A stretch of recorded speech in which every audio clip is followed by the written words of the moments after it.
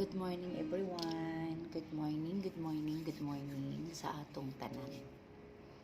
Again, Merry Christmas to all of us.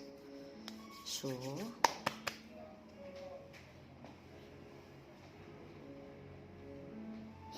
ang ato lang gajud is don't forget to pray always lang gajud ta, no? Nga sa kanunay maayo ta og lawas, then sa pagsugat sa bagong tuig nga full of happiness, full of blessings, most especially maayo gajud ang atong panglawas, no? So mao lang gajud na akong wish, guys, na tagaan pa ta og taas nga kinabuhi para makaserbisyo pa ta sa atong mga mahal sa kinabuhi, sa atong pamilya. So, yun lang. Always happy. Then, time of Christmas gajud is namang gajud ng magpasayloay. So again, walang kaplastikan.